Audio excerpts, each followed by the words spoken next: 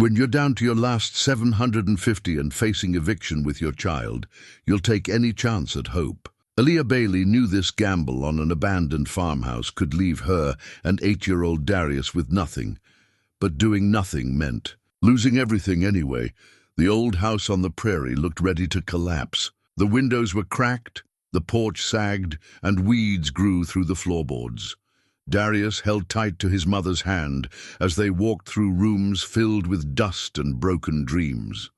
This was supposed to be their fresh start, their new home. But sometimes the most broken places hold the greatest treasures. Hidden behind walls and beneath floorboards, Aaliyah would find journals from the 1800s. Stories of another family who had struggled on this same land. Stories that would show her she wasn't alone in her fight. What did those old journals reveal that changed everything for this struggling mother and son? Before we jump back in, tell us where you're tuning in from. And if this story touches you, make sure you're subscribed, because tomorrow I've saved something extra special for you. 3 weeks earlier, Aaliyah Bailey had been staring at the crumpled eviction notice in her trembling hands, watching her 8-year-old son Darius pretend not to notice her tears.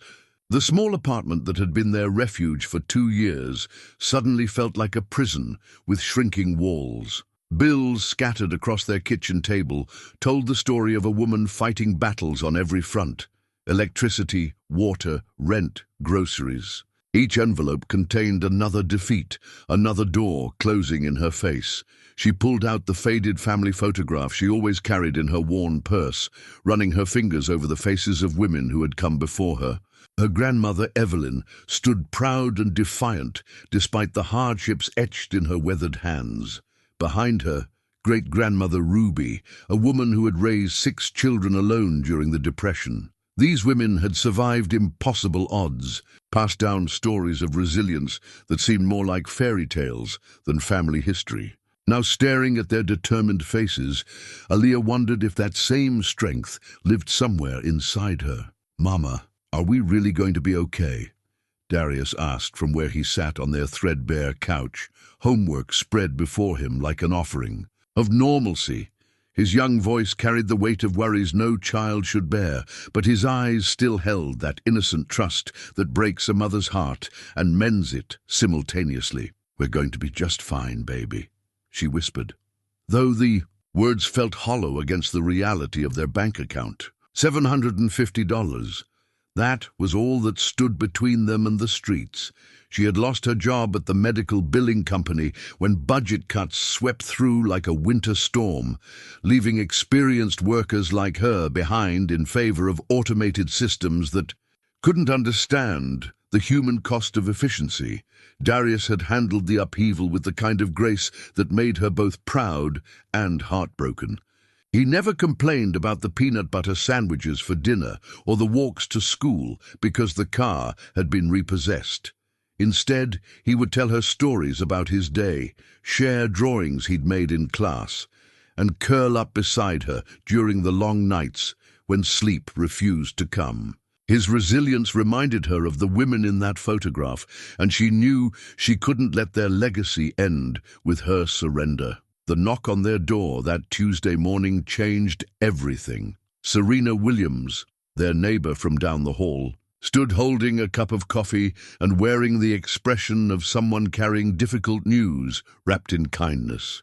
"Honey, I heard about your situation," Serena said, settling into the chair across from Aaliyah's kitchen table. At 62, Serena had become the grandmother figure that Darius had never known, and the friend that Aaliyah desperately needed. "Dan and we've been talking and we want to help." Dan Martinez lived in the apartment next door, a retired teacher whose own children lived states away. He had taken to checking on them regularly, always appearing with groceries he claimed were extras or homework help for Darius that seemed suspiciously well prepared. Together, Serena and Dan had become their chosen family, the kind of support system that forms in the spaces between heartbreak and hope. "I appreciate everything you've both done," Aaliyah began, but Serena raised her hand with the authority of someone who had been fighting battles longer than Aaliyah had been alive. "Listen to me before you say no," Serena continued. "Dan's got A connection with this real estate agent, Booker Brown. Good man, been in the business for 40 years. He's got this property that's been sitting empty way out on the prairie. Owner's been trying to sell it for months, but it needs work. Serious work. Booker thinks you might be interested in looking at it. Aaliyah felt the familiar tightness in her chest that came with offers that seemed too good to be true. Serena, I can't afford 750, Serena interrupted. That's what he's asking. I know it sounds crazy, but Dan swears Booker's legitimate. Says the owner just wants it to go to someone who'll care about it, not some developer looking to tear it down. The number hit Aaliyah like a physical blow. 750, exactly what she had left in the world. It felt like the universe presenting her with a cosmic joke, asking her to risk everything on a house she'd never seen, in a place she'd never been. But as she looked around their small apartment, with its water-stained ceiling and neighbors who shouted through thin walls, she realized they were already risking everything by standing still. That afternoon, she found herself shaking hands with Booker Brown in his cluttered office that smelled of old coffee and decades of closed deals. At 73, Booker moved with the careful deliberation of a man who had learned to measure his words as carefully as his steps. His dark skin showed the weathering of a life spent outdoors, and his eyes held a depth that suggested he understood more about her situation than polite conversation would allow. "Mrs. Bailey," he said, settling behind a desk covered with property listings and faded photographs, "I'm going to be straight with you about this house. It's not going to be easy. The place has been empty for 8 months, since the last owner. Impassed, and before that it sat vacant for nearly 2 years. It needs work, roof repairs, plumbing updates, electrical attention, but the bones are good and the land is solid."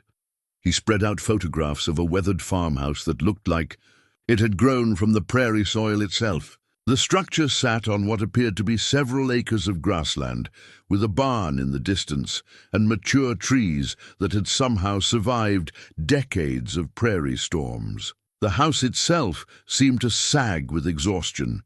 Its white paint faded to the uncolor of old bones, but something in its lines suggested dignity beneath the neglect. "Why so cheap?" Aaliyah asked. Because experience had taught her that desperate people make easy targets for those with hidden agendas. Booker leaned back in his chair, studying her with eyes that seemed to weigh more than her words. "Because I believe houses choose their people as much as people choose their houses. This place has been waiting for the right family, someone who understands what it means to fight for something worth keeping." The drive to see the property took them 40 minutes outside the city, through landscapes that gradually shifted from suburban sprawl to endless grassland, punctuated by farmhouses and grain silos. Darius pressed his face against the window of Booker's truck, watching cattle graze and hawks circle overhead with the wonder of a child discovering that the world extended far beyond city limits. As they turned down a gravel road bordered by fence posts and wildflowers, Aaliyah felt her stomach clench with anxiety and anticipation. The farmhouse appeared gradually, like something emerging from a dream, sitting in a grove of cottonwood trees that provided the only vertical interruption to the vast prairie horizon. Her first thought was that the photographs had been generous. The porch roof sagged dramatically on one side. Several windows were cracked or missing entirely, and the front steps looked like they might collapse under the weight of a strong breeze. Weeds had grown up through the floorboards of the wraparound porch, and what remained of the white paint peeled away from the siding like old skin. But as they climbed out of the truck and approached the house, something unexpected happened. Despite its obvious neglect, the farmhouse seemed to welcome them. Perhaps it was the way the afternoon light filtered through the cottonwood leaves, casting dancing shadows across the weathered boards. Perhaps it was the sense of space and possibility, after months of feeling cramped and cornered. Or perhaps it was simply that desperation has a way of making even the most broken places look like sanctuary. "What do you think, baby?"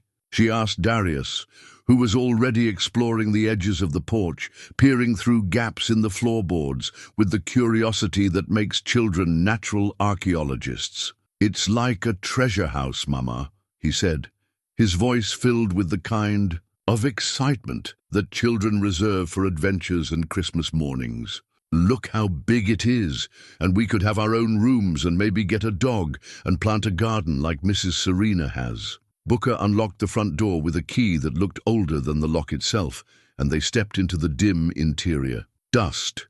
Motes danced in the streams of sunlight that leaked through cracks in the walls, and their footsteps echoed in rooms that seemed to hold the memory of voices and laughter from decades past. The main room was larger than their entire apartment, with a stone fireplace that dominated one wall and built-in shelves that suggested this had once been a place where books were valued and stories were shared. The kitchen still contained an old cast-iron stove and a table scarred by years of use, and despite the obvious need for updates, Aaliyah could envision herself preparing meals here, teaching Darius to cook the recipes her grandmother had passed down. The bedrooms upstairs were small, but had character, with sloped ceilings and windows that framed views of the endless prairie like paintings.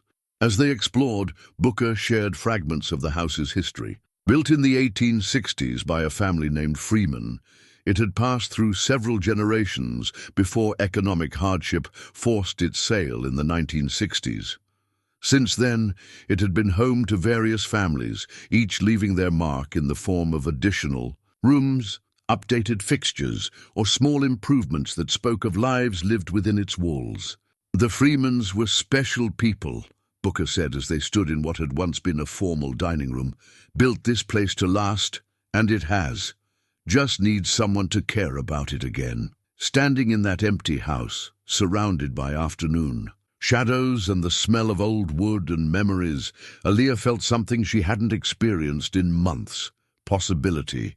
The practical voice in her head catalogued all the reasons this was a terrible idea: the distance from the city, the obvious repair needs, the gamble of spending their last dollar on something that might not even be habitable. But another voice, one that sounded remarkably like her grandmother's, whispered that sometimes the most important decisions can't be made with logic alone. That evening, back in their apartment, she and Darius sat on his bed, looking through the photographs Booker had given them. The house looked different in each picture, sometimes hopeful, sometimes overwhelmingly broken, but always patient, as if it understood that healing takes time. "Do you really want to live there?" she asked her son, needing to hear his honest thoughts without the excitement of the moment coloring his judgment. Darius was quiet for a long moment, studying the pictures with the seriousness he reserved for important decisions,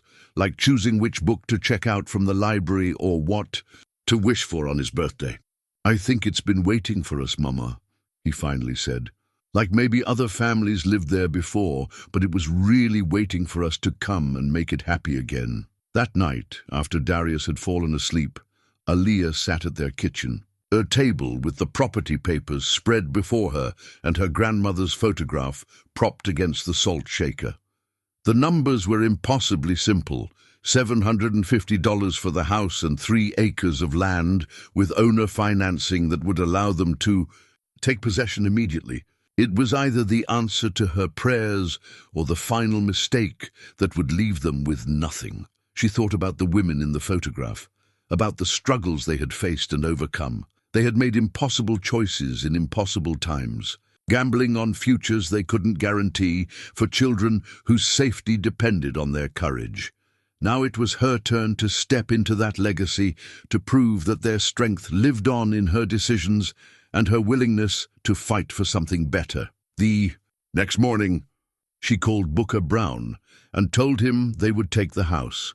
The moving truck looked absurdly small, parked in front of the farmhouse, its contents representing the accumulated possessions of 2 lives lived carefully within financial constraints. Aaliyah stood beside their few boxes and second-hand furniture, watching Darius race across the prairie grass with his arms spread wide like airplane wings, his laughter carried away by the constant wind that seemed to be the prairie's permanent resident. The morning had started with goodbye hugs from Serena and Dan, who had insisted on following them out to help with the transition. Serena had packed a cooler full of food to get you through the first few days, while Dan had brought a toolbox and the kind of practical wisdom that comes from decades of fixing things that break when you can't afford to replace them. House. As good bones, Dan observed as they unloaded boxes, his contractor's eye cataloguing both problems and potential. Foundation solid, roof needs attention but it's not urgent.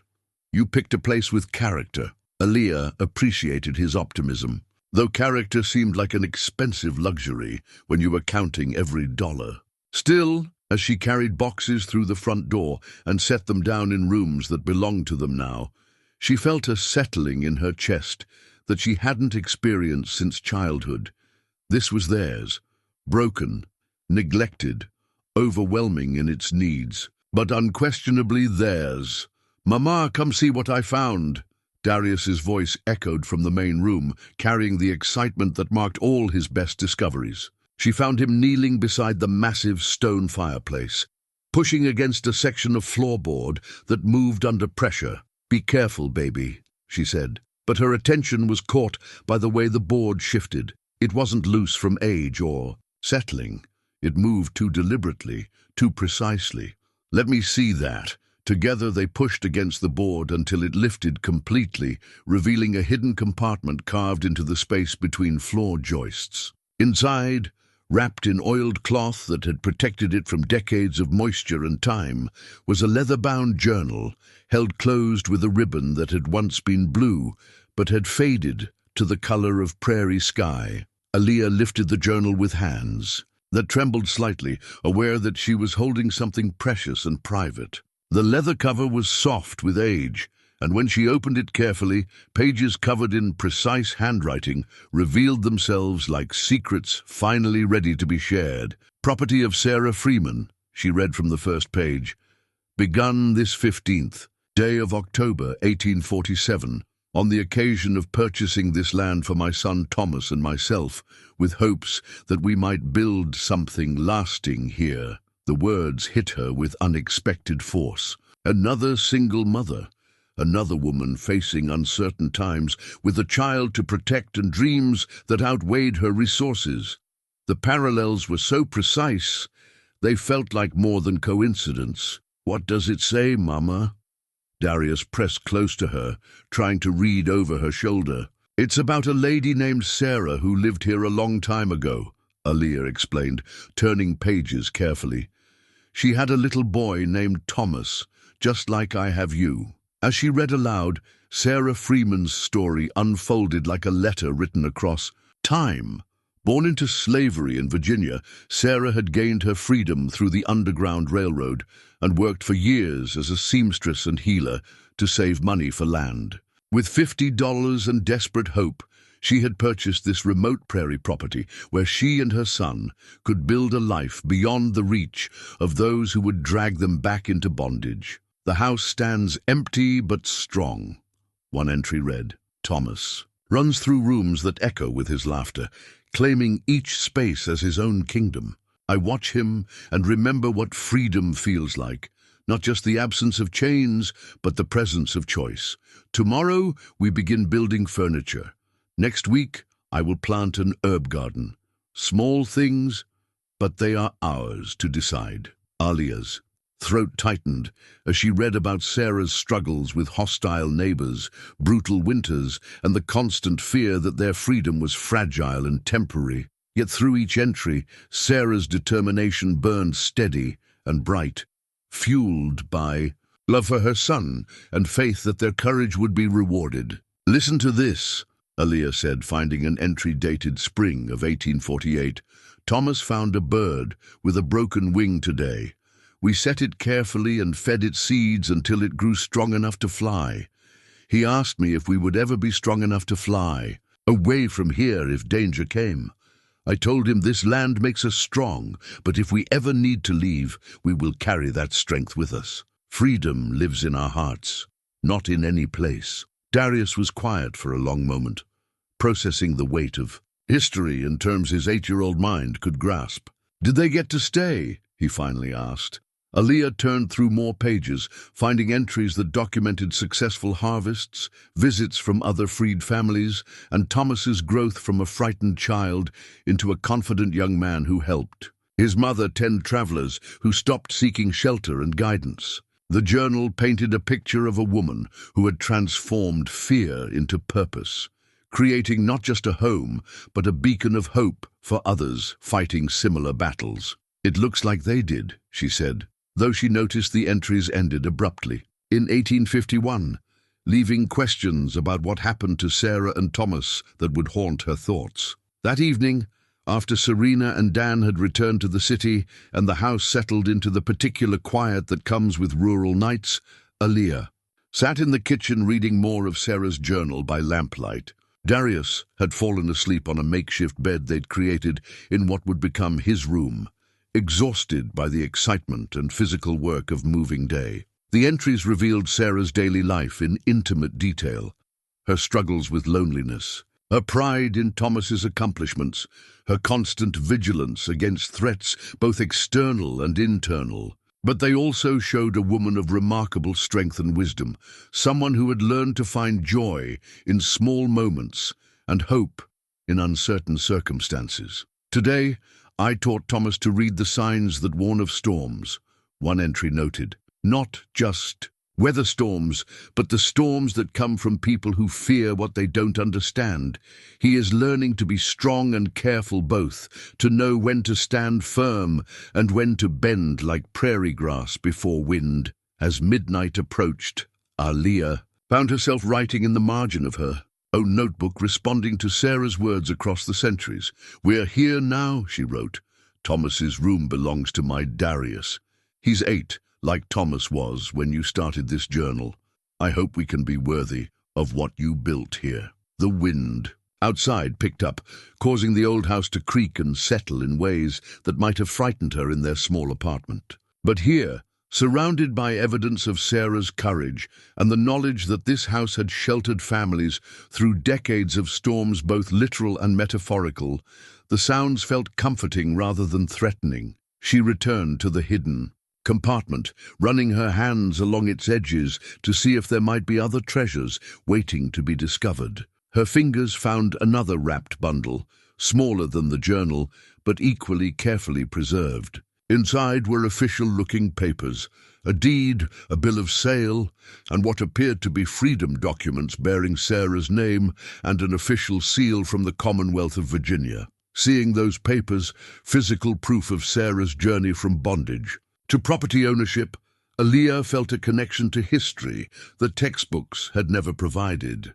This woman had risked everything to claim the same thing Aaliyah was risking everything for now: a place to call home, a chance to build something lasting for their children, the dignity that comes with ownership rather than dependency. "We're not so different, are we, Sarah?" she whispered to the quiet house. "Different times, different dangers, but the same dreams, the same hope that our children will have better than we did." As she prepared for bed in a house that still felt foreign but increasingly welcoming, Aaliyah made a decision that surprised her with its certainty. She would learn everything she could about Sarah Freeman and her life in this house.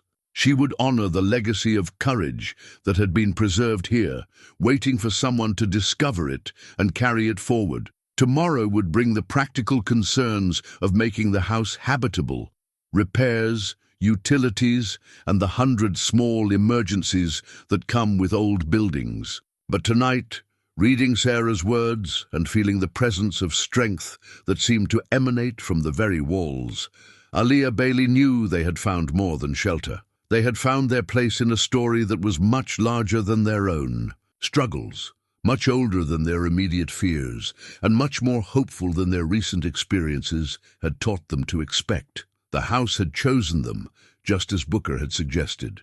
But more than that, they had been chosen to continue a legacy of courage that stretched back through time, connecting them to all the women who had stood in impossible places and decided to fight for something better. Morning came with the kind of silence that city dwellers never experience.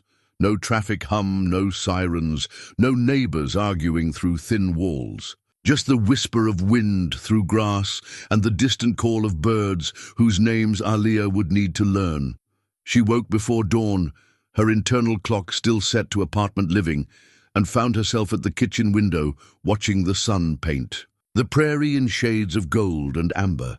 Darius had slept more soundly than he had in months, and she resisted the urge to check on him, knowing that good sleep was too precious to interrupt. Instead, she made coffee in an old percolator they'd found in the kitchen cabinets and settled at the scarred wooden table with Sarah's journal and the documents they'd discovered the night before. By morning light, Sarah's freedom papers revealed details that had been harder to read by lamplight. The document was dated July 15th, 1845, and bore the official seal of Virginia. It declared that Sarah, a woman of color formerly held in bondage by the estate of William Thornton, having been granted manumission upon the death of said Thornton, is hereby declared free and entitled to all rights and privileges accorded to free persons of color under the laws of this Commonwealth. The formal language couldn't hide the magnitude of what those papers represented. Sarah had gained her freedom only 2 years before purchasing this land, which meant she had somehow managed to save enough money for property ownership while establishing herself in an entirely new life. The determination required for such an achievement left Aaliyah feeling both inspired and humbled. When Darius woke, they shared breakfast and planned their first full day in the house. The immediate needs were obvious. They required electricity, running water, and some basic repairs to make the space fully livable. But Aaliyah found herself equally drawn to understanding the history they'd inherited, and she suggested they spend part of the day at the local library researching Sarah Freeman and the area's past. The drive to town took 20 minutes along, roads that seemed designed for contemplation rather than efficiency. Grain elevators marked the horizon like monuments to agricultural persistence, and farmhouses sat surrounded by protective groves of trees that had been planted by families who understood the value of long-term thinking. The Prairie View Public Library occupied a Carnegie-era building that managed to look both solid and welcoming. Inside, the smell of old books and floor wax created an atmosphere of quiet scholarship that made Darius whisper automatically. The librarian, a woman in her 70s with silver hair pulled back in a practical bun, introduced herself as Mrs. Henderson and seemed delighted to help with their historical research. Sarah Freeman, she repeated thoughtfully when Aaliyah explained their quest. That name is familiar. Let me check our local history collection. She led them to a section devoted to regional history, pulling out volumes of county records, township histories, and collections of pioneer narratives. Within minutes, she had located references to Sarah Freeman in several sources, and Aaliyah realized they had stumbled onto something more significant than a personal story. "Here we are," Mrs. Henderson said, opening a book titled Underground Railroad Routes Through the Prairie States. Sarah Freeman is mentioned in several accounts as what they called a conductor, someone who helped escaped slaves reach safety. In Canada, your farmhouse was apparently one of the documented safe houses along the route. The words hit Aaliyah with the force of revelation. Their house hadn't just sheltered Sarah and Thomas. It had been a beacon of hope for countless families fleeing bondage, a place where freedom was more than a legal concept, but a lived reality that people risked everything to achieve. "Can you tell us more about what that meant?" Aaliyah asked, pulling out a chair so Darius could sit beside her as they explored this unexpected dimension of their home's history. Mrs. Henderson's eyes lit up with the enthusiasm of someone who had spent decades collecting and preserving stories that might otherwise be lost. The Underground Railroad was particularly active in this area during the 1840s and 1850s. Families like the Freemans provided food, shelter, and guidance to people traveling north to freedom. It was dangerous work. Harboring escaped slaves was a federal crime, and there were substantial rewards for turning in both the escapees and those who helped them. She showed them maps that illustrated the network of safe houses and routes that had connected the South to Canada, with Sarah's farmhouse marked as a documented station. Other documents revealed the careful organization required to move people safely across hundreds of miles of potentially hostile territory, the coded communications that allowed safe houses to coordinate, and the remarkable courage of ordinary people who decided that human freedom was worth extraordinary risks. Sarah Freeman was known for her medical skills.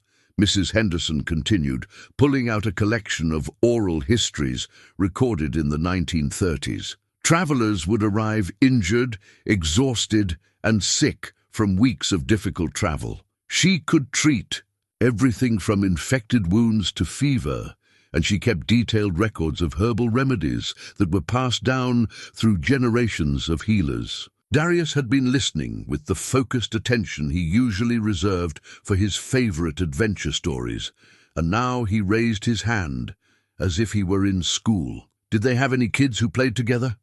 Mrs. Henderson smiled at his question. According to these accounts, Thomas Freeman was known for entertaining the children who passed through with his collection of hand-carved toys and his ability to tell stories that helped distract them from their fears. There are several mentions of families remembering how safe and welcome their children felt at the Freeman house. As they delved deeper into the research, patterns emerged that helped Aaliyah understand both the scope of Sarah's work and the risks she had accepted. The farmhouse's location, which had seemed remote and inconvenient to modern thinking, had been strategically perfect for Underground Railroad purposes, far enough from major roads to avoid casual observation, but close enough to established routes to serve traveling families. They checked out several books to take home, and Mrs. Henderson promised to contact other libraries and historical societies that might have additional information about Sarah Freeman and her role in the Underground Railroad. As they prepared to leave, she made an observation that would stay with Aaliyah for the rest of the day. "It's remarkable how houses hold on to their character," she said. "Your farmhouse was built to shelter people seeking freedom and safety. In a way, that's exactly what it's doing for you and your son now. Different times, different circumstances, but the same fundamental purpose." That afternoon, while Darius explored the barn and surrounding property, Aaliyah returned to the hidden compartment to examine it more carefully.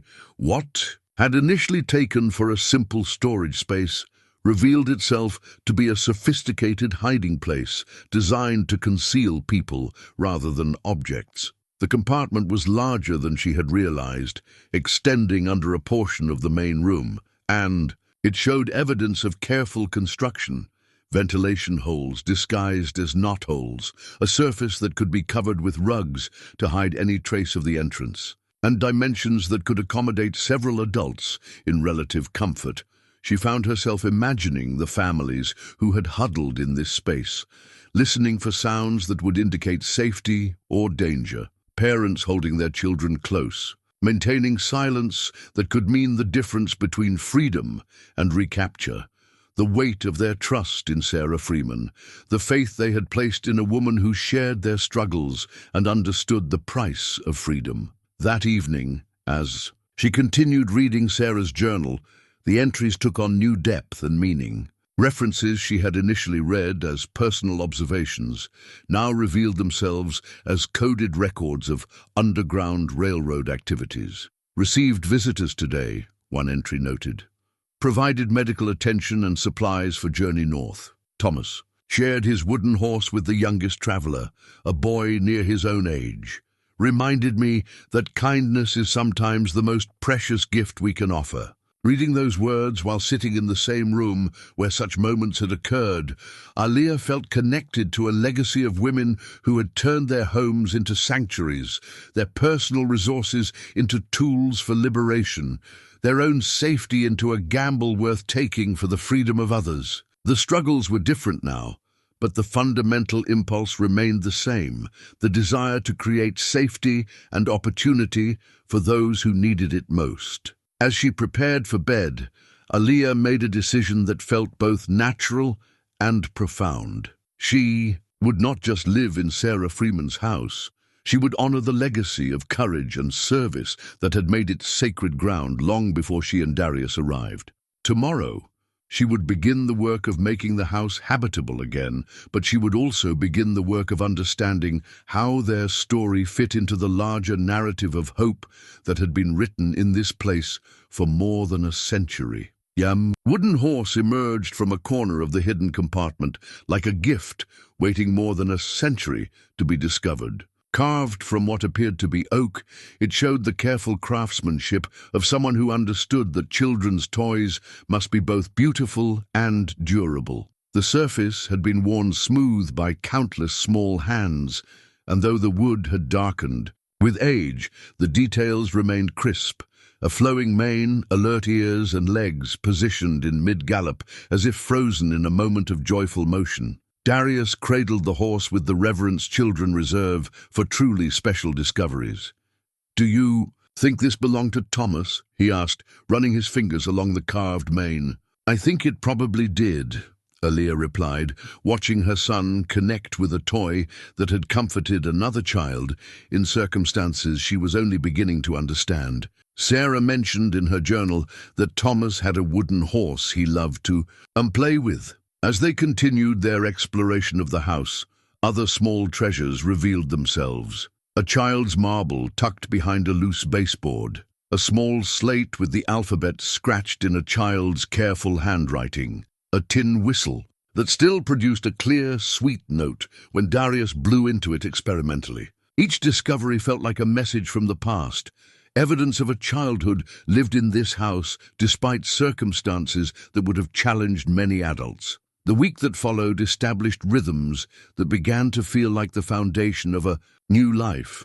Mornings started with coffee for Aaliyah and exploration for Darius, who seemed determined to map every corner of their property. Afternoons were dedicated to practical concerns, meeting with contractors about essential repairs, establishing utility service, and beginning the process of making the house fully habitable. The evenings, however, belonged to Sarah's journal. As Aaliyah read aloud from the entries, she and Darius began to understand the daily reality of life on the Underground Railroad. Sarah wrote about the careful preparations required when word came that travelers were approaching. Extra food, prepared and hidden. Clean clothes and blankets set aside, medical supplies checked and organized. Today marks 2 years since Thomas and I arrived here. One entry read, "I watch him run across the prairie and remember the frightened boy who clutched my hand as we walked into the unknown. This land has made him strong and confident. But more than that, it has taught him that home is something you build with your own hands and protect with your own courage." The parallels to their own experience were impossible to ignore. Darius had indeed begun to change during their short time at the farmhouse. The nervous energy that had characterized his behavior in their cramped apartment was giving way to a calm confidence that seemed to grow from having space to breathe and explore. He was sleeping better, eating better, and approaching each day with an enthusiasm that reminded Aaliyah of the child he had been before financial stress had shadowed their lives. But the week also brought reminders that their situation remained precarious. A call from their former landlord demanding payment for damages they disputed, bills that continued to arrive even after their change of address. The sobering realization that making the farmhouse fully livable would require resources they didn't yet possess. It was during one of these moments of financial anxiety that Serena arrived for her first visit to the farmhouse, bringing groceries and the kind of practical wisdom that comes from decades of managing tight budgets. "Honey, this place has potential," she said as they toured the house together. "Good bones, like Dan said, but you're going to need help making it work on what you've got to spend." She was right, of course. The house needed a new roof, updated, electrical work and plumbing repairs that were beyond Aaliyah's skills or budget. But as they talked through the challenges, Serena's perspective began to shift from concern to excitement. "Tell me more about this Sarah Freeman woman," she said, settling at the kitchen table with the journal entries Aaliyah had copied for easier reference. Because what you're describing sounds like someone who knew how to make something from nothing. Aaliyah shared what they had learned about Sarah's role in the Underground Railroad, Serena's interest deepened. She asked thoughtful questions about the logistics of hiding and feeding travelers, the medical care Sarah had provided, and the courage required to maintain such work for years. "This isn't just your family history," Serena observed. "This is community history, American history. People need to know these stories."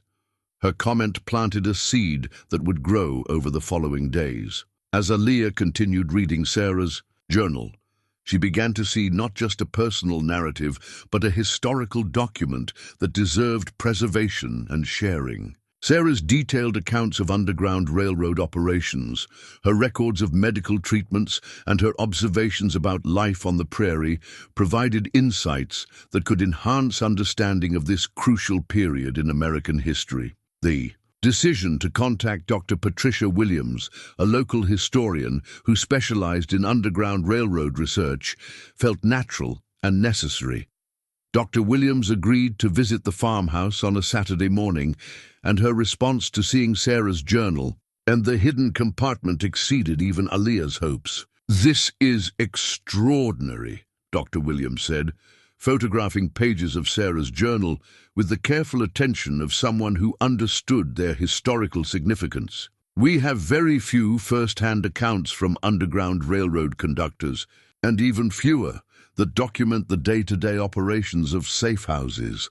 Sarah Freeman's records could fill gaps in our understanding of how the network actually functioned." A woman in her 50s with graying hair and the intense focus of someone passionate about her work, Dr. Williams examined every aspect of the hidden compartment with professional thoroughness. She measured its dimensions, noted the ventilation system, and marveled at the sophisticated engineering that had made it both functional and invisible. "The construction suggests this was planned from the beginning," she explained to Aaliyah and Darius. "This wasn't a hasty modification. It was integrated into the house's design. That tells us Sarah Freeman was committed to Underground Railroad work before she even moved here." As Dr. Williams continued her examination, she discovered details that amateur eyes had missed. Scratches on the wooden walls of the compartment that appeared to be names and dates, carved by people who had sheltered there. Stains that might have been from medical treatment Sarah had provided. Evidence of a sophisticated communication system that allowed people in the compartment to signal the house's occupants. "Have you found any other hiding places?" Dr. Williams asked, and her question sent Darius running to explore areas they hadn't yet examined thoroughly. His search proved fruitful. Behind a bookshelf in what had been Sarah's bedroom, he discovered another panel that moved when pressed. This compartment was smaller but contained additional treasures, a collection of herbal remedies carefully labeled in Sarah's handwriting, several letters from people who had successfully reached Canada and wanted to thank her for her help, and a detailed map showing Underground Railroad routes through 3 states. The map was perhaps the most significant discovery yet. Hand-drawn on heavy paper and protected by oiled cloth, it showed not only established routes, but also alternative paths that could be used if the primary routes became dangerous. Safe houses were marked with coded symbols, and notes in the margins provided information about trusted contacts, seasonal considerations, and potential hazards. "This is museum-quality documentation," Dr. Williams said, her excitement evident in her voice. Sarah Freeman wasn't just participating in the Underground Railroad, she was helping to organize and coordinate it. This level of detailed record-keeping suggests she was in communication with conductors across a wide geographic area.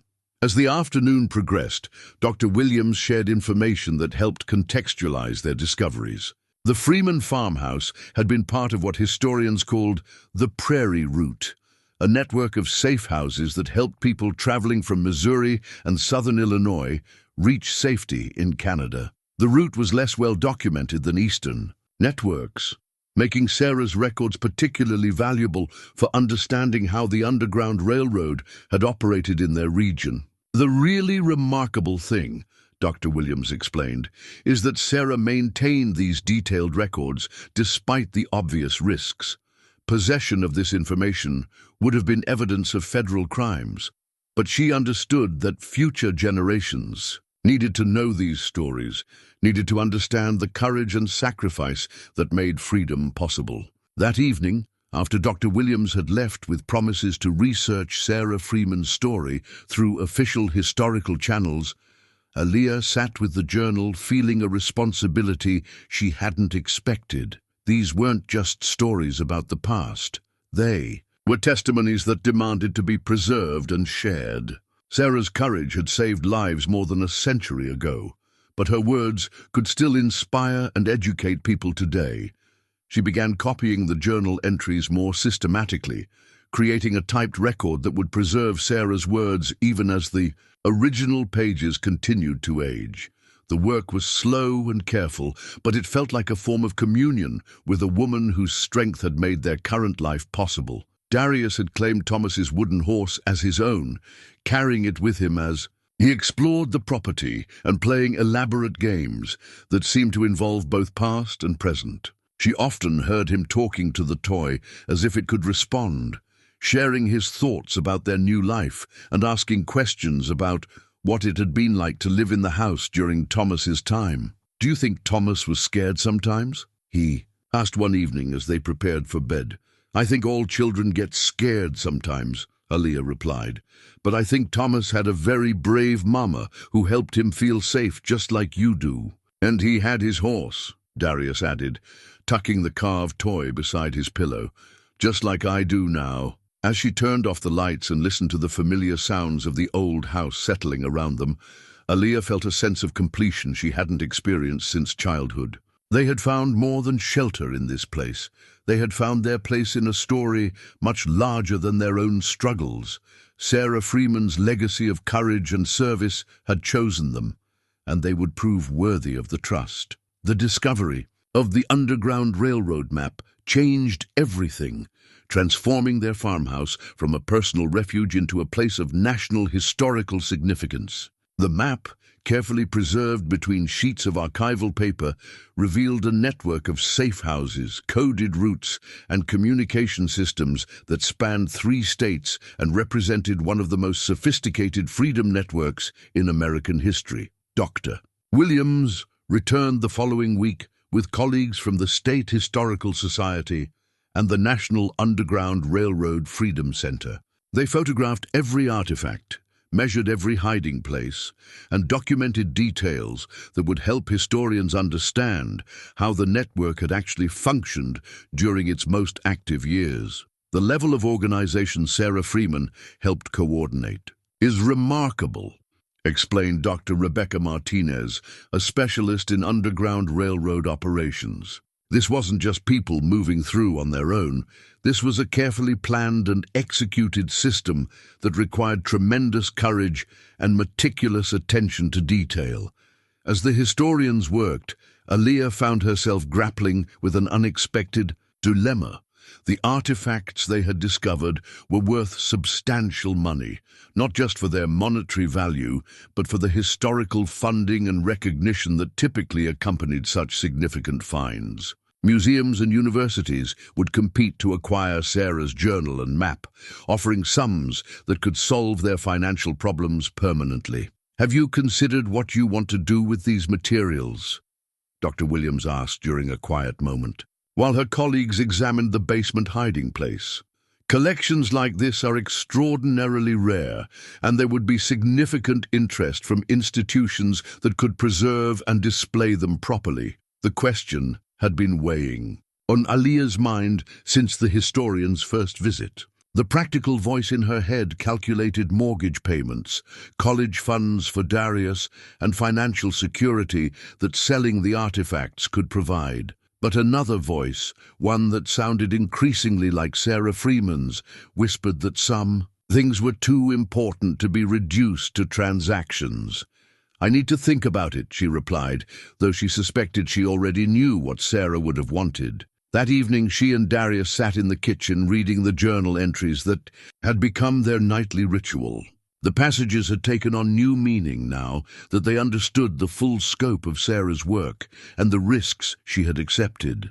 Received word today that the Johnson family reached Detroit safely, one entry noted. Little Mary's fever broke during the journey, and she was strong enough to walk the final miles to the boat. Thomas gave her his smallest carved animal to remember us by. I told him that gifts freely given always return to us in unexpected ways. What does that mean, Mama? Darius asked. About gifts coming back? Aaliyah considered the question, thinking about Sarah's willingness to risk everything for people she barely knew, and how that generosity had created a legacy that was still blessing families more than a century later. I think it means that when we help other people, good things happen to us too, she said. Maybe not right away, and maybe not in ways we expect, but kindness always comes back somehow. The next morning brought a phone call that seemed to prove Sarah's wisdom about unexpected returns. The caller identified himself as Marcus Thompson, a documentary filmmaker who had heard about their discoveries through Dr. Williams. I'm working on a film about Underground Railroad sites that are still owned by families rather than institutions, he explained. Places where the history is still alive because the people who live there understand its importance. Would you be interested in participating? The conversation that followed revealed that Marcus had been researching Sarah Freeman for months, following paper trails through historical societies and archives. He had compiled information about her life before arriving at the farmhouse, including records from the Virginia plantation, where she had been enslaved, and documentation of her work with Underground Railroad organizers in several states. Sarah Freeman was remarkable, even among Underground Railroad conductors, Marcus explained during his visit the following week. She was one of the few who maintained detailed written records, and her medical skills made her invaluable to the network. Families would travel hundreds of miles out of their way to reach her house because they knew they would receive care as well as shelter.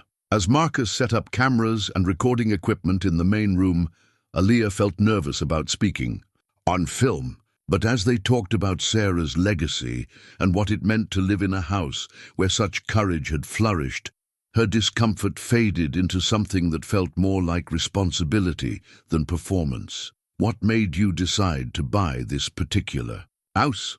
Marcus asked from behind the camera. Desperation, Aaliyah answered honestly. We were down to our last $750, facing eviction, and this was the only place we could afford.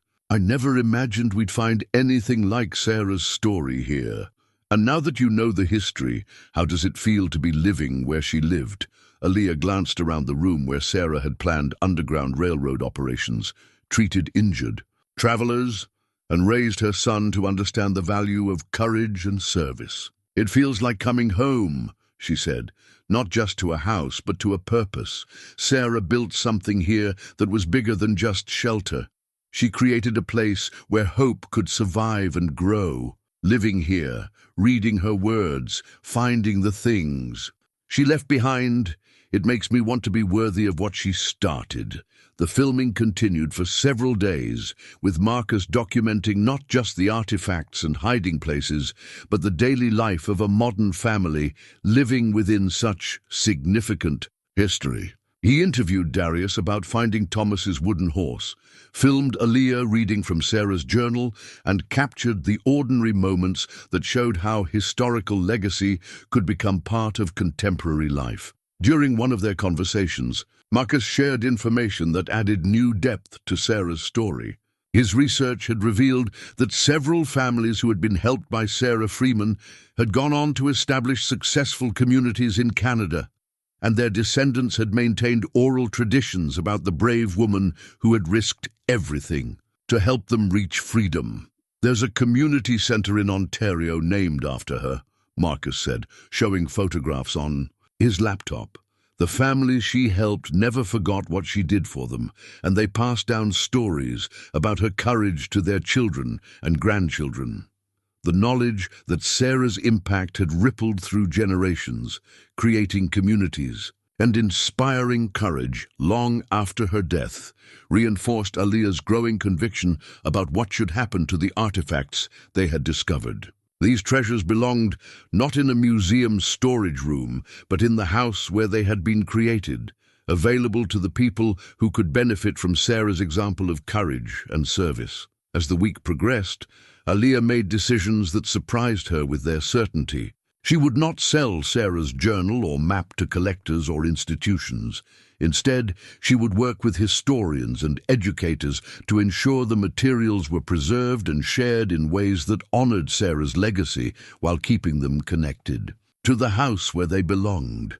The documentary would help tell Sarah's story to a wider audience, but the real work would happen here, in the rooms where courage had been lived rather than simply studied. This house would become a place where Sarah Freeman's legacy could continue to inspire families like her own, people who needed to understand that hope and courage could flourish even in the most challenging circumstances. That night, as she wrote in her own journal about the decisions she had made, Aaliyah felt connected to the long line of women who had stood in impossible places and chosen to fight for something better. Sarah Freeman's courage had made their current life possible, but more than that, it had shown them how to transform struggle into strength, desperation into determination, and broken places into sanctuaries where hope could take root and grow. Sarah's medical journal emerged from its hiding place behind the kitchen hearth, like a testament to the healing power of knowledge passed down through generations. Unlike her daily journal, this collection focused specifically on herbal remedies, surgical procedures, and detailed observations about treating everything from infected wounds to childhood fevers. Each entry was written in Sarah's careful script, but the margins contained notes in different handwriting, evidence that her knowledge had been shared with others who carried on her healing work. Willow bark tea for fever, one entry noted.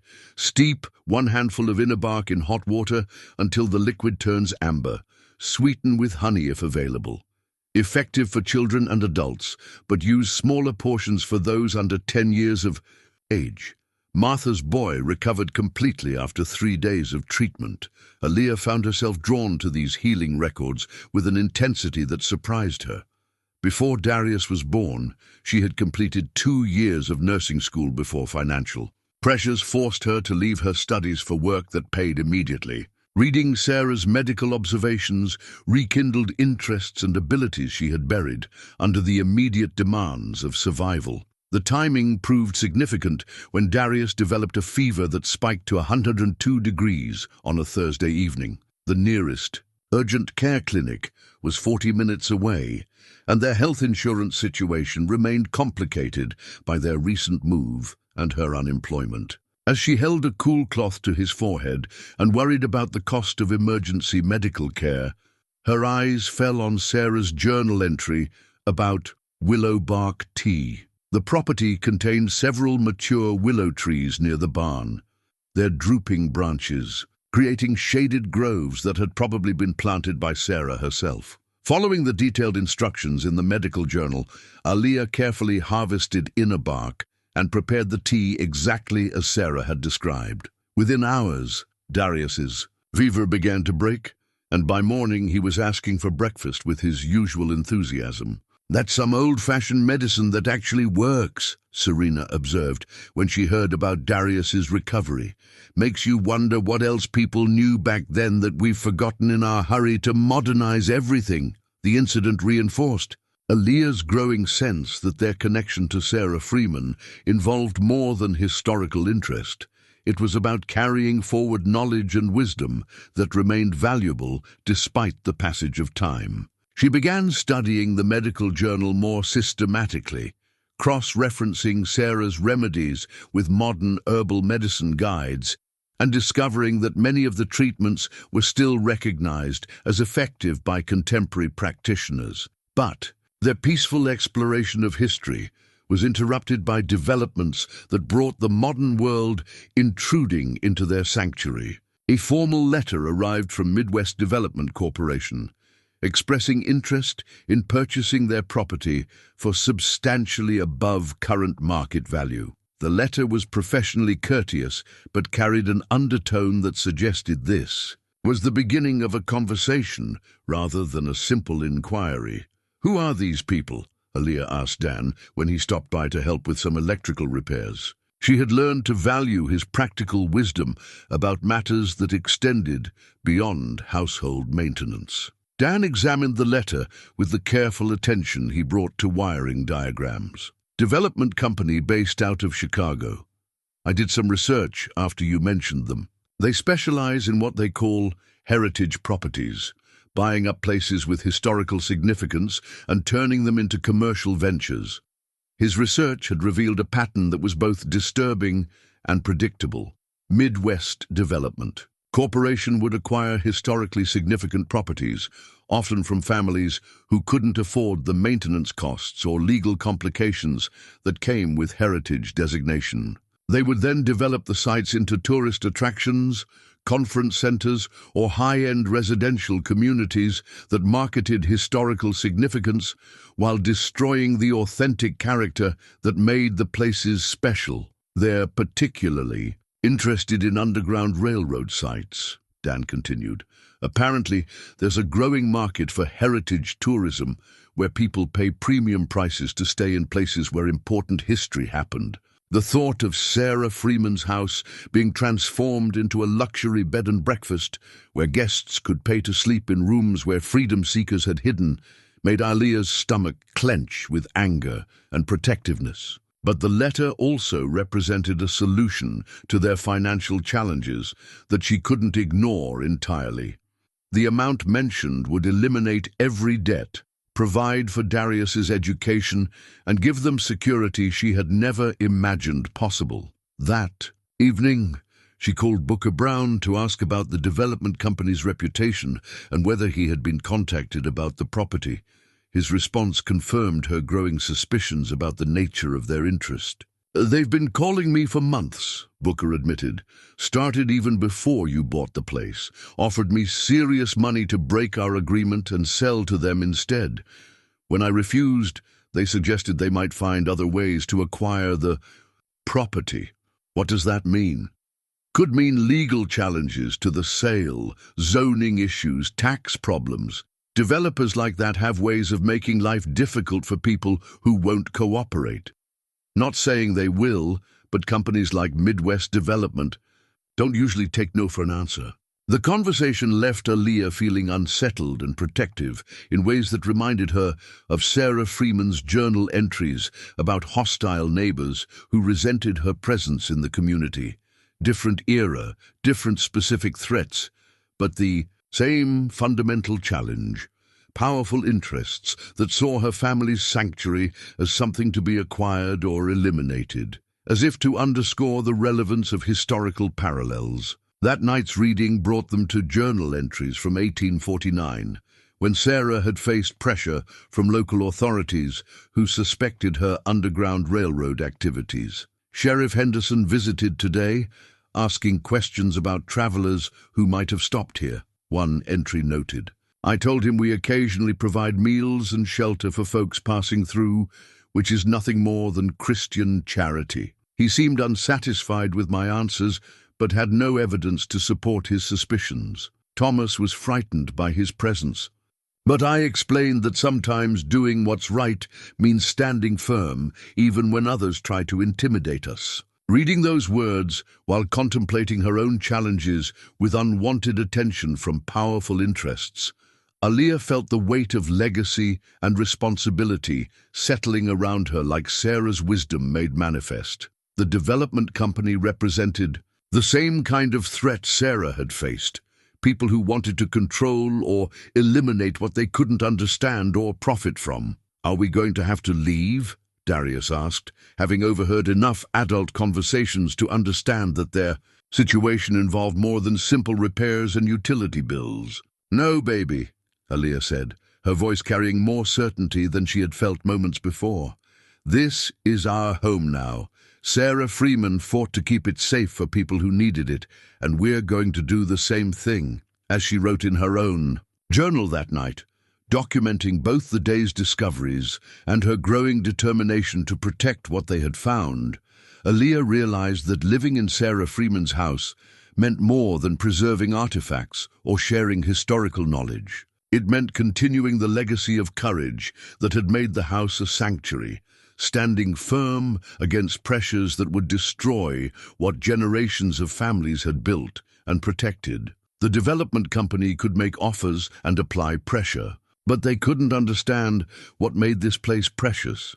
Like Sarah's hostile neighbors more than a century before, they saw only property values and commercial potential, where families saw home, safety, and the irreplaceable peace that comes from belonging somewhere that accepts and protects you. Tomorrow would bring new challenges and decisions, but tonight, surrounded by the evidence of Sarah Freeman's courage and the knowledge that they were part of a story much larger than their own struggles, Aaliyah Bailey felt ready to fight for what mattered most. The revelation came wrapped in a moment so ordinary that its significance almost passed unnoticed. Booker Brown had arrived for his weekly check on their progress, carrying his usual offering of practical advice and a thermos of coffee strong enough to fuel fence repairs. As he settled at the kitchen table, the afternoon light caught something metallic at his throat, a small locket that had slipped free from beneath his work shirt.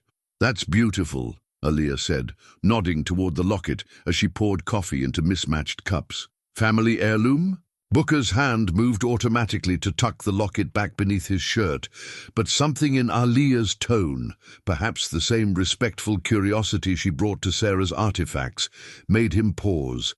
After a moment of consideration, he lifted the chain over his head and placed the locket on the table between them.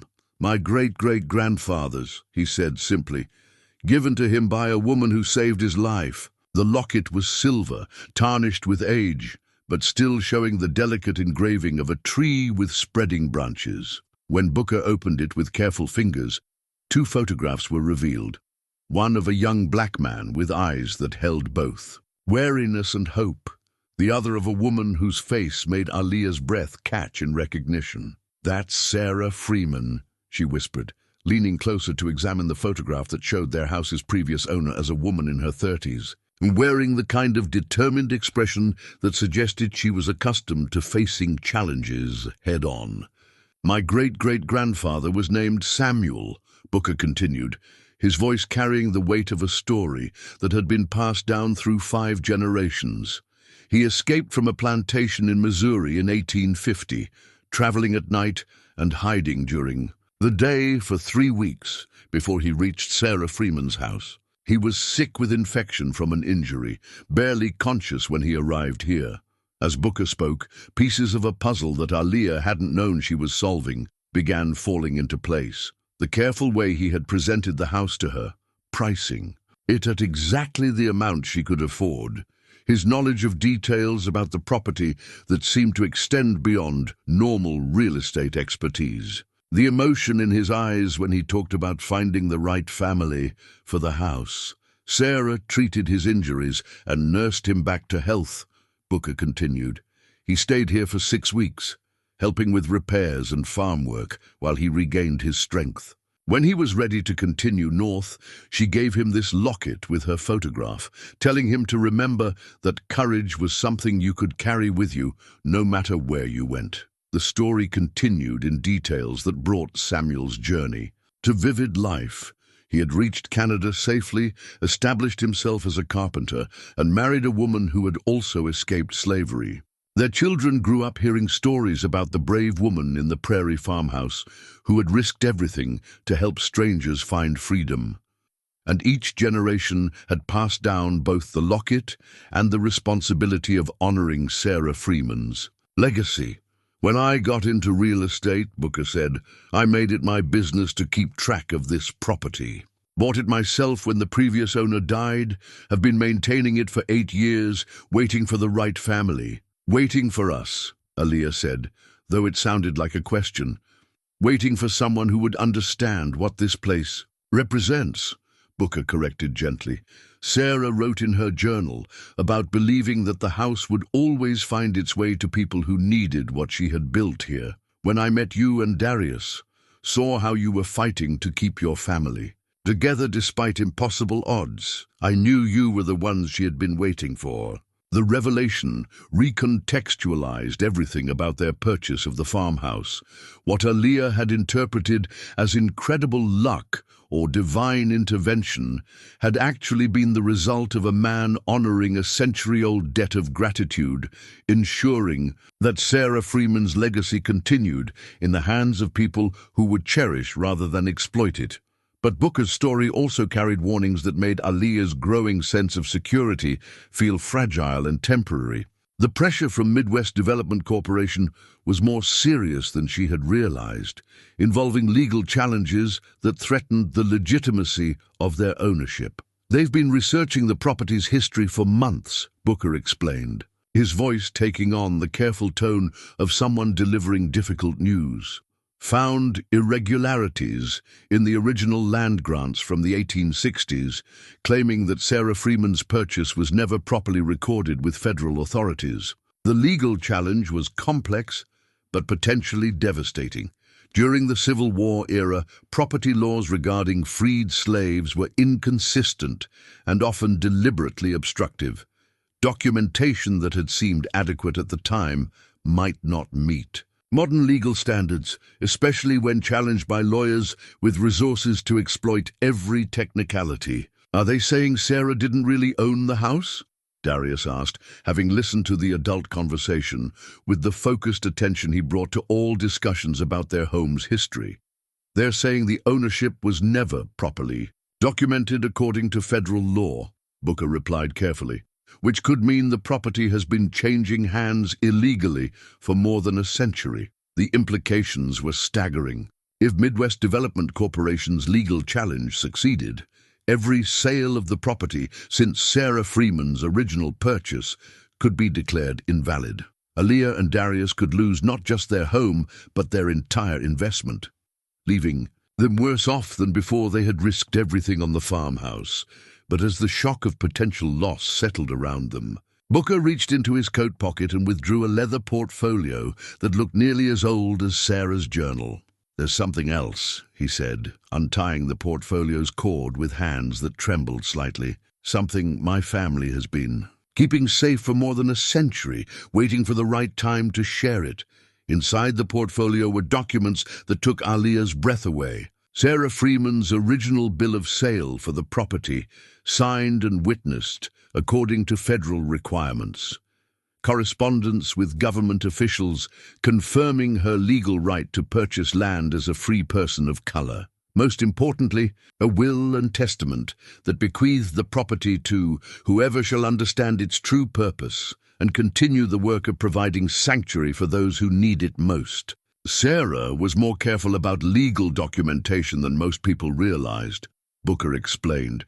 She understood that her ownership would be challenged, so she made sure every document was properly filed and witnessed. My ancestor carried copies of these papers with him to Canada, and our family has been keeping them safe ever since. The documents represented more than legal protection. They were evidence of Sarah Freeman's extraordinary foresight and determination to protect her legacy. From exactly the kind of challenges they were facing now, she had anticipated that future generations would try to destroy what she had built, and she had taken steps to ensure that the right people would have the tools to fight back. As they examined the documents by lamplight, their significance became clear. Not only was the property's ownership completely legitimate, but Sarah's will provided a legal foundation for designating it as a historical preserve that could never be sold to commercial developers. "Why didn't you show me these before?" Aaliyah asked. "Because you needed to choose this place for the right reasons," Booker replied. "Sarah's will specifies that the property should go to people who value its history for more than financial gain. If you had known about the legal protections and historical significance from the beginning, I wouldn't have been sure your motivations were pure." The evening that had begun with revelations about Booker's family connection had transformed into something much more significant. The moment when Aaliyah understood that their purchase of the farmhouse had been part of a plan that stretched back more than a century. Sarah Freeman had not only created a sanctuary for freedom seekers, but had also established a legacy that would protect that sanctuary for generations yet to come.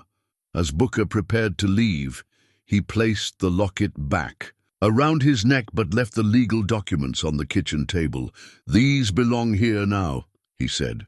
"You're the one Sarah was waiting for, and it's time for you to have the tools she provided for protecting what she built." That night, as Aaliyah read through Sarah's will and the supporting documents, she felt the weight of responsibility and possibility settling around her like a mantle passed down through generations of courageous women.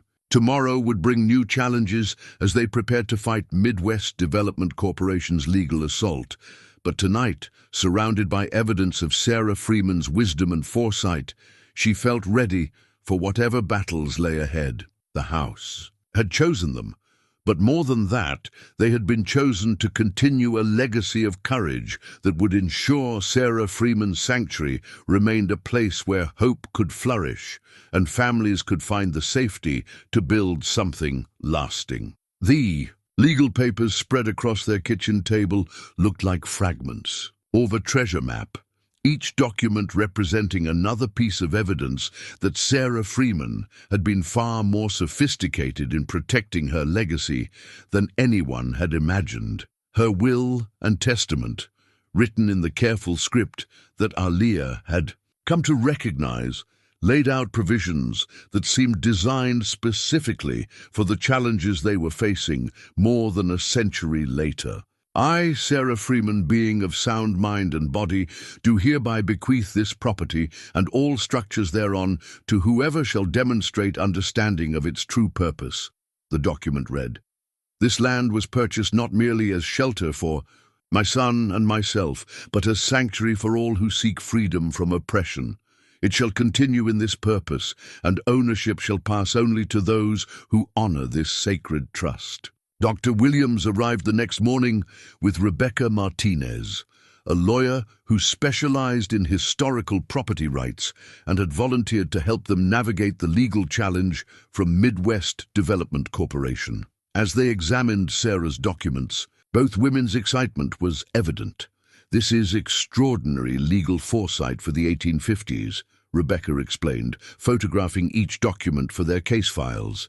Sarah Freeman understood that freed slaves faced constant challenges to their property rights, so she created documentation that exceeds even modern standards for legal ownership. The will's language was particularly significant because it established the property as more than private real estate. It designated the farmhouse as a perpetual sanctuary with specific purposes that commercial development would violate. Combined with the federal documentation of Sarah's legal right to purchase land, the papers provided a foundation for both defending their ownership and preventing future commercial exploitation. But preparing for the legal battle required more than documents. Rebecca explained that Midwest Development Corporation would likely challenge the authenticity of papers that were more than 150 years old, question whether Sarah Freeman had actually possessed the legal capacity to write such sophisticated agreements, and argue that historical intentions couldn't supersede modern property law. "We need to demonstrate not just that these documents are authentic, but that Sarah Freeman was exactly the kind of person who would have created them," Rebecca said. "We need witnesses to her intelligence, her legal knowledge, and her commitment to protecting this property's historical purpose." The search for supporting evidence led them to discoveries that revealed the true scope of Sarah Freeman's influence and connections. Marcus Thompson, the documentary filmmaker, had uncovered correspondence between Sarah and prominent abolitionists, including letters from Frederick Douglass that praised her remarkable intelligence and unwavering commitment to the cause of freedom. Dr. Williams found records from the National Archives that documented Sarah's role in coordinating Underground Railroad activities across 3 states, including official reports that described her as one of the most effective and well-organized conductors in the Western Territories. Academic papers written by historians who had studied her life provided evidence of her literacy, legal knowledge, and the respect she commanded among her contemporaries. As the evidence accumulated, their case grew stronger, but so did the pressure. From Midwest Development Corporation, the company filed formal challenges to their property ownership, initiated zoning reviews that could restrict their use of the land, and hired private investigators who began appearing in the area, asking neighbors questions about the farmhouse and its current occupants. "They're trying to intimidate us," Dan observed, after encountering one of the investigators questioning people at the local hardware store. "Same tactics developers use everywhere. Make the legal process so expensive and stressful that people give up and sell." But instead of intimidation, the corporate pressure had an unexpected effect. It galvanized community support in ways that surprised everyone involved. Marcus Thompson's preliminary research had been shared with local historical societies, and word about the farmhouse's significance had spread through networks of people passionate about preserving Underground Railroad sites. Mrs. Henderson, the librarian who had first helped them research Sarah Freeman, organized a community meeting to discuss supporting their legal defense. More than 60 people attended, including descendants of families who had been helped by Underground Railroad conductors, historians who understood the rarity of documented safe houses, and neighbors who had watched Aaliyah and Darius transform the neglected property into a home where history lived alongside daily life. "This isn't just about one family's property rights," Mrs. Henderson told the gathering. "This is about whether we're going to let corporations destroy irreplaceable historical sites for profit, or whether we're going to stand up for the legacy of people like Sarah Freeman who risked everything for human freedom." The meeting resulted in the formation of the Sarah Freeman Heritage Preservation Committee, with volunteers offering everything from fundraising for legal expenses to testimony about the farmhouse's historical significance.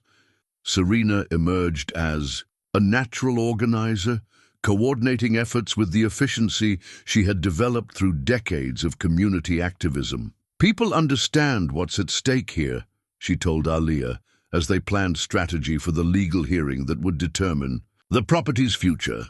"This is about more than your house. It's about whether ordinary families can stand up to corporate power when something important is threatened." As the hearing date approached, Aaliyah found herself transformed from a woman fleeing financial disaster into the reluctant leader of a preservation movement. Letters of support arrived from Underground Railroad museums, historians, and descendant communities whose ancestors had been helped by conductors like Sarah Freeman. The documentary Marcus was producing had generated media attention that brought in their story to national audiences, creating pressure on Midwest Development Corporation to justify their aggressive tactics. But the most significant support came from an unexpected source. Booker's research into his family's connection to Sarah Freeman had led him to contact other families whose ancestors had been sheltered at the farmhouse. Over the course of several weeks, he had located 12 families in the United States and Canada who could trace their lineage to freedom seekers who had found sanctuary in Sarah's house. "We want to help," explained Maria Santos, whose great-great-grandmother had hidden in the farmhouse's basement compartment while escaping from a plantation in Arkansas. "Sarah Freeman saved our family, and now it's our turn to save what she built."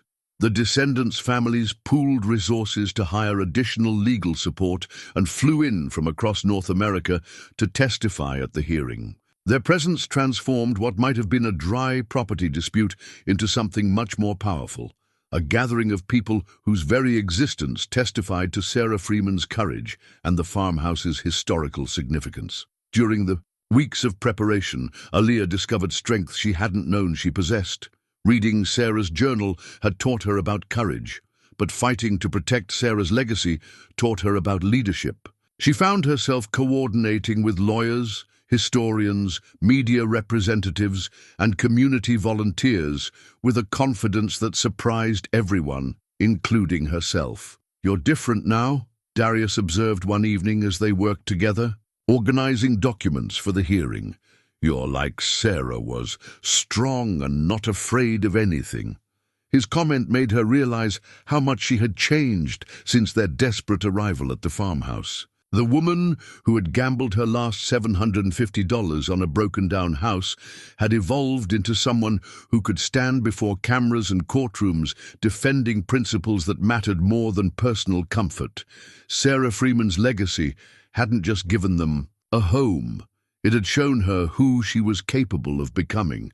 The night before the hearing, representatives from all the supporting families gathered at the farmhouse for what Rebecca called a legal strategy session, but felt more like a reunion of people connected by shared history and common purpose. They sat in the same room where Sarah Freeman had planned Underground Railroad operations, sharing stories about their ancestors and discussing tactics for the next day's proceedings. "My great-great-grandfather used to tell us about the wooden horses," said James Mitchell, whose ancestor had sheltered at the farmhouse as a child. "He said Thomas Freeman carved them for all the children who stayed here, and that they were supposed to remind them that they were strong enough to carry their families to freedom." Darius had been listening to the adult conversations with his usual serious attention, but at the mention of wooden horses, he disappeared upstairs and returned with Thomas's carved horse, the toy that had become his constant companion and connection to the house's history. "This one belonged to Thomas," he said, placing it on the table where everyone could see it. "I think he'd want all of you to see it, since your families were friends with his mama." The presence of that small wooden toy, worn smooth by generations of children's hands, created a moment of connection that transcended legal strategies and property rights. These people weren't just fighting a development corporation. They were protecting the legacy of a woman who had risked everything to help their families find freedom, and whose son had shared his toys with their ancestors to help them feel safe during dangerous journeys. As the evening wound down and people prepared for the next day's battle, Aaliyah walked through the house one more time, touching the walls where Sarah's hands had worked, standing in the rooms where courage had been both demonstrated and taught. Tomorrow would determine whether Midwest Development Corporation could destroy what Sarah Freeman had built, or whether the power of historical truth and community determination would prove stronger than corporate interests. She paused at the hidden compartment where Sarah's journal had waited more than a century to be discovered, thinking about the faith required to preserve something for future generations, without knowing who would find it or whether they would understand its importance. Sarah had trusted that the right people would eventually claim her legacy and continue the work of creating sanctuary for those who needed it most. In her own journal that night, Aaliyah wrote, "Tomorrow we find out if we're worthy of what Sarah built here. Win or lose, we've learned what it means to fight for something bigger than ourselves.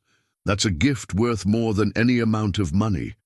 And it's something Darius will carry with him no matter what happens to this house." As she prepared for bed, the farmhouse settled around them with the familiar sounds that had become as comforting as lullabies. Outside, the prairie wind carried the promise of morning and the possibility of victory, while inside, the walls that had sheltered freedom seekers for more than a century prepared to witness another battle between hope and greed, between the power of historical truth and the force of corporate ambition.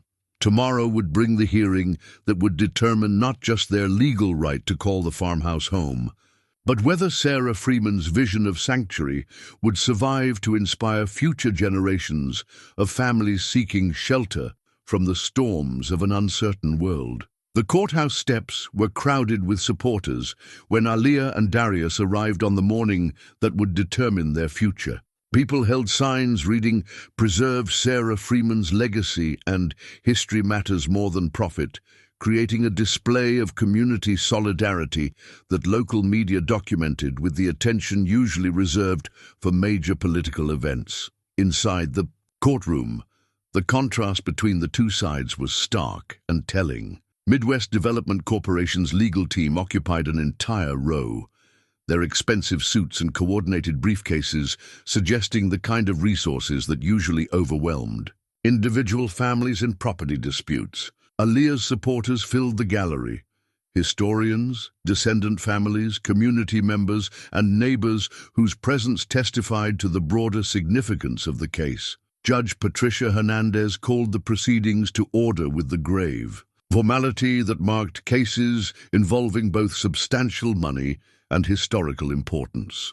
In her opening remarks, she acknowledged that the decision would affect not just property ownership, but the preservation of irreplaceable historical sites. This court will determine whether the property known as the Freeman farmhouse was legally purchased and whether current ownership claims are valid under federal property law, she announced. We will also consider whether historical significance affects the property's legal status and future use. Midwest Development Corporation's lead attorney, James Morrison, presented their case with the polished confidence of someone accustomed to winning through superior resources. He argued that Sarah Freeman's original purchase had violated federal regulations regarding property ownership by freed slaves, that subsequent sales had been based on fraudulent documentation, and that current ownership claims were therefore invalid. "Your Honor, the law is clear," Morrison stated, displaying documents on a large screen. Federal regulations in the 1860s specifically restricted property ownership rights for newly freed slaves.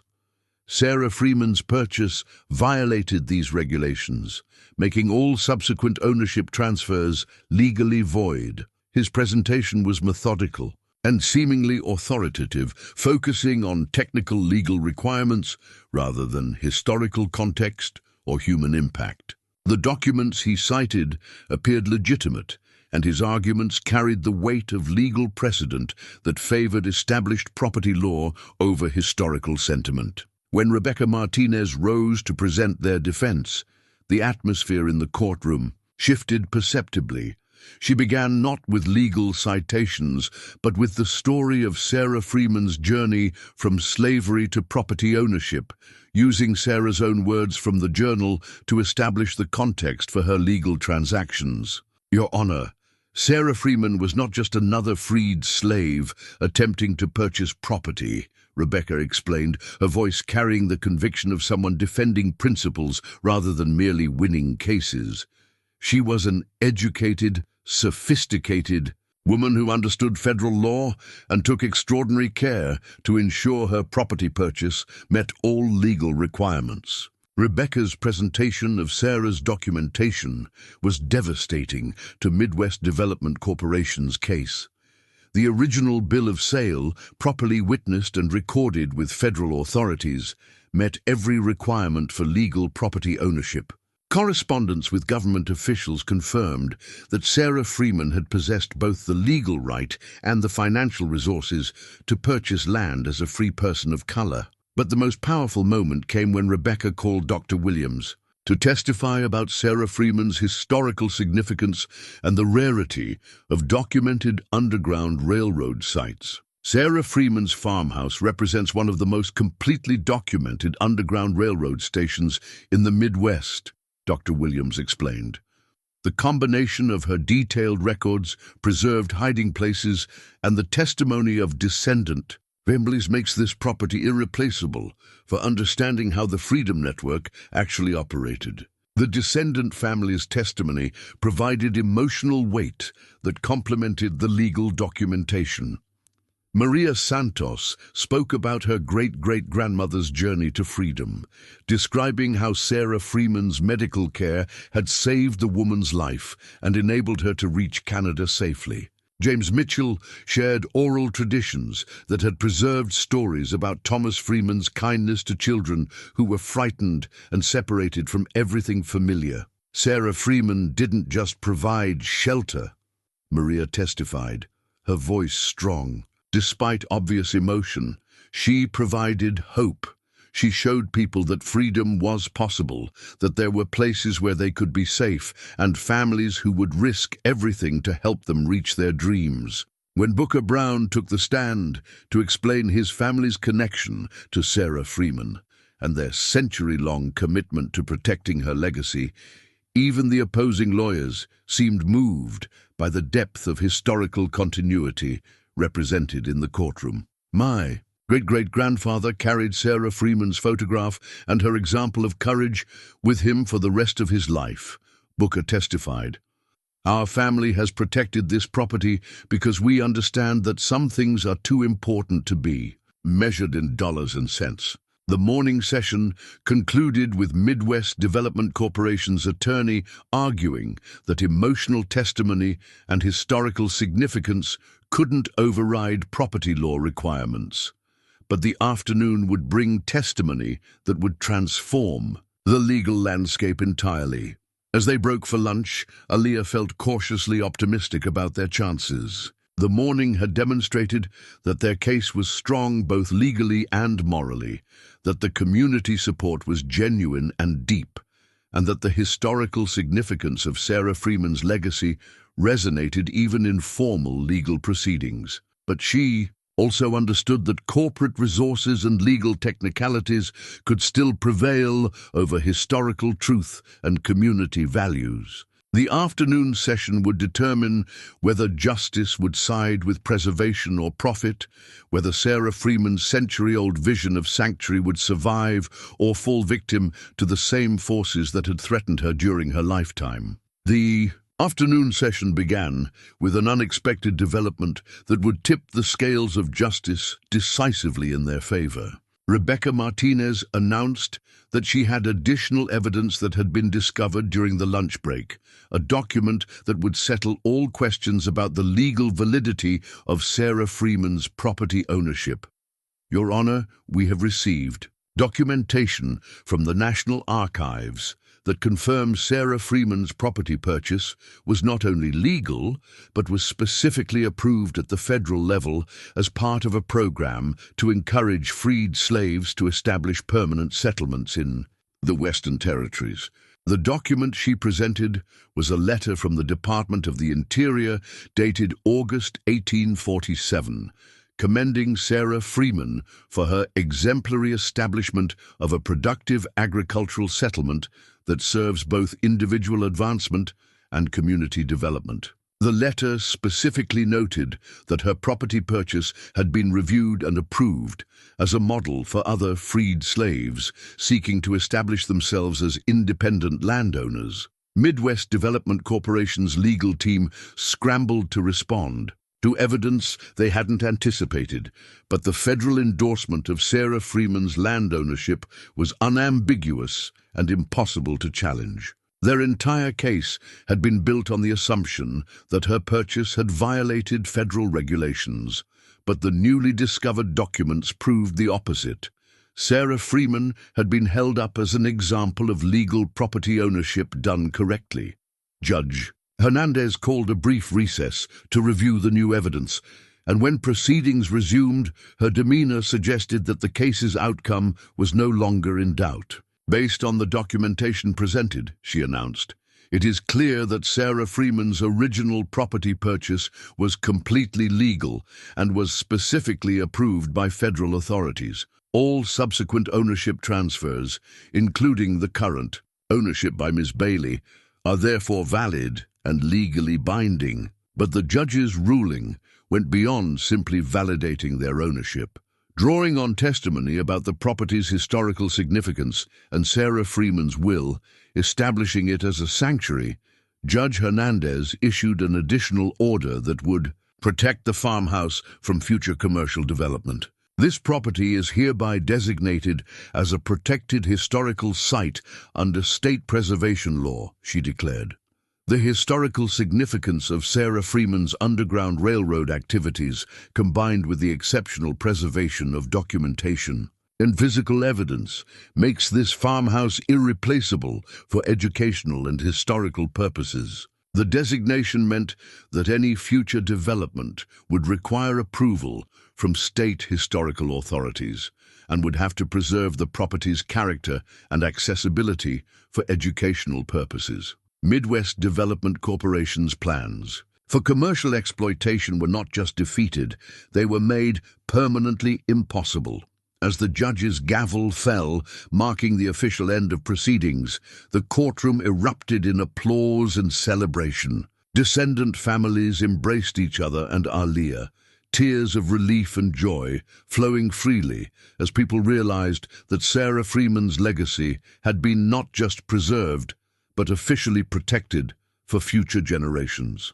Outside the courthouse, local television crews captured scenes of community celebration that would be broadcast nationwide. Marcus Thompson filmed emotional interviews with descendant families, historians, and community members who had fought to preserve the farmhouse, creating content that would help tell Sarah Freeman's story to audiences far beyond their rural community. This is what democracy looks like when ordinary people stand up for what's right, Mrs. Henderson told a reporter, her voice carrying the satisfaction of someone who had lived long enough to see justice prevail over corporate power. Sarah Freeman risked everything to help people find freedom, and today we proved that her courage is still alive in this community. The celebration continued at the farmhouse that evening, where descendant families, community supporters, and media representatives gathered for what Rebecca Martinez called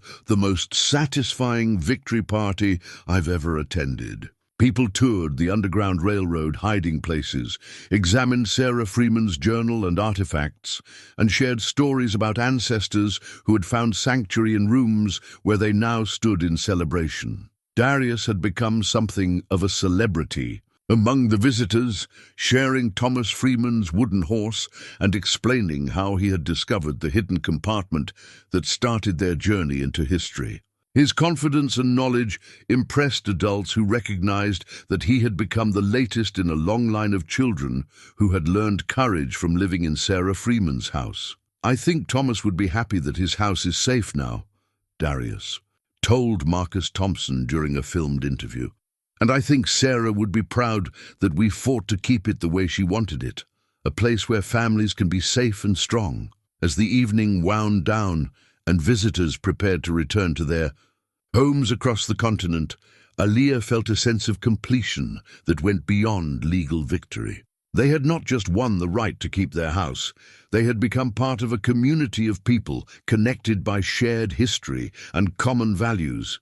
People who understood that some things are too precious to be sacrificed for profit. The farmhouse would now serve as an official historical site where school groups, researchers, and families could learn about Underground Railroad history through Sarah Freeman's preserved records and restored hiding places. But more importantly, it would continue to be a home where the legacy of courage could inspire new generations of families facing their own challenges. Standing on the porch where Sarah Freeman had once watched for travelers seeking sanctuary, Aaliyah Bailey understood that their journey from desperation to security had been about more than finding shelter. It had been about discovering their place in a story of courage that stretched back through generations and would continue long after their own struggles had become history. 1 year later, Aaliyah stood in the beautifully restored kitchen of the Sarah Freeman Heritage House, watching her published book, Letters to Sarah, A Modern Family's Journey Through History, being unpacked for the visitor center's bookshelf. The memoir had become a regional bestseller, with proceeds funding educational programs that brought school children from across the Midwest to learn about Underground Railroad history in the rooms where it had actually happened. The transformation of both house and family had been remarkable.